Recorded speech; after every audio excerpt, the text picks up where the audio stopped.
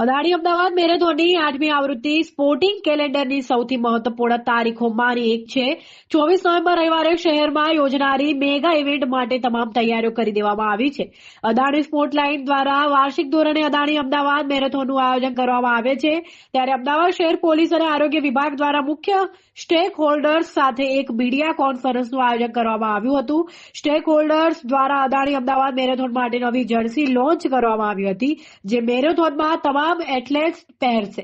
આવનારા રવિવાર 24 નવેમ્બરના રોજ અદાણી અમદાવાદ મેરેથોનની સિઝન 8 થવા જઈ રહી છે અને જ્યાં આપણી સાથે 20,000થી વધારે રનર્સ નોટ ઓન્લી ફક્ત અમદાવાદ નહીં, ગુજરાત અને આખા ઇન્ડિયામાંથી જે ભાગ લેવા જઈ રહ્યા છીએ એના માટેની આજે આપણે ટેકનિકલ પ્રેસ કોન્ફરન્સ હતી, જેમાં આપની ટ્રાફિક પોલીસ અને મેડિકલ પાર્ટનર એ લોકોને અવગત કર્યા છે કઈ રીતનું ટ્રાફિકની અરેન્જમેન્ટ હશે, શું મેડિકલ અરેન્જમેન્ટ હશે.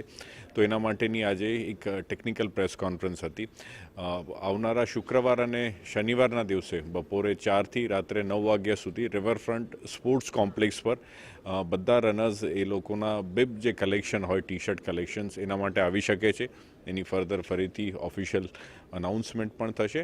અને રવિવારે સવારે જે 4 કેટેગરી ઓફ રન્સ જે છે આપણી, જે છે ફૂલ મેરેથોન, હાફ મેરેથોન, 10 કિલોમીટર અને 5 કિલોમીટર ફન રન, એ થવા જઈ રહી છે. જે ફૂલ મેરેથોન છે જે એ સવારે 4:45. રિવરફ્રન્ટ ઈસ્ટ જે બંધ રાખીશું એમાં જે વાહન વ્યવહારને અવર જવર છે 4 વાગ્યાથી 11 વાગ્યા સુધી, એ સુભાષ બ્રિજ કે બીજા અન્ય બ્રિજો ઉપરથી કરી અને સુભાષ બ્રિજથી ધારો કે કોઈને ઇન્કમટેક્સ સુધી જવું છે અથવા તો પાલડી સુધી જવું છે તો એ લોકો આશ્રમ રોડનો ઉપયોગ કરશે. રિવરફ્રન્ટ ઈસ્ટ વેસ્ટ બંધ રાખીએ છીએ તો, અને રિવરફ્રન્ટ ઈસ્ટ બંધ રાખીએ છીએ તો સુભાષ બ્રિજથી થઈ અને ખાનપુરને રિવરના પેરેલલ જે રોડ જાય છે એનો પણ ઉપયોગ કરી શકે છે.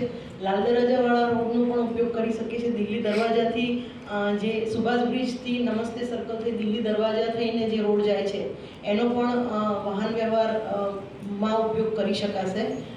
4 વાગ્યાથી 11 વાગ્યા સુધી બંને રિવરફ્રન્ટ બંધ રાખીએ છીએ, પરંતુ 4થી 11 વાગ્યા સુધી આપણે સ્મશાન ગૃહનો જે રિવરફ્રન્ટ છે જે વાડજ ખુલે છે, એ સ્મશાન ગૃહ કટથી લઈ અને શિલાલેખ 4 રસ્તા, એટલે સુભાષ બ્રિજ પછીના 4 રસ્તા છે ત્યાં સુધીનો આપણે વન વે, એટલે એક સાઈડનો રોડ છે એ બંધ રાખીશું અને એક સાઈડના રોડ ઉપર બંને સાઈડની વાહન વ્યવહારની અવર જવર ચાલુ રહેશે.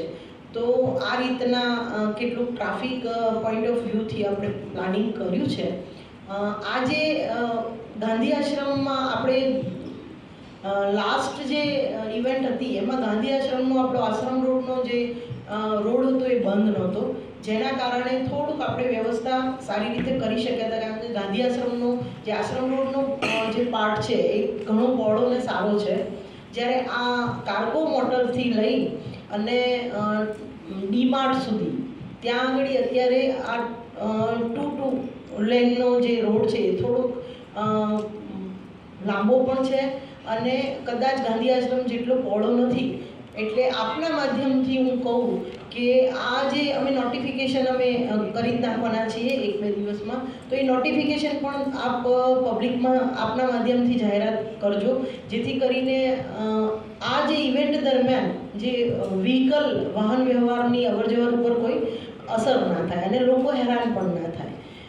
એ સિવાય પણ આપને કદાચ આપના લેવલે કંઈ પ્રશ્ન હશે તો હમણાં ક્વેશ્ચન આન્સર સેશનમાં આપ ટ્રાફિક વિશેના કંઈ પ્રશ્ન હશે તો કરી શકો છો.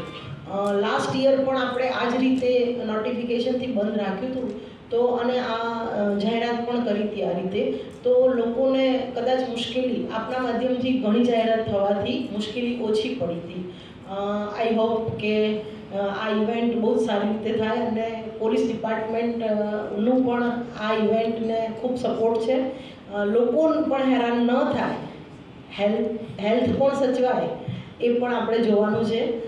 અદાણીના જે આયોજક છે એમને મારા તરફથી કદાચ હું થેન્ક યુ કહું કે મને અહીંયા ટ્રાફિક પોઈન્ટ ઓફ વ્યૂથી કહેવાની તક આપી. જય હિન્દ, જય ભારત.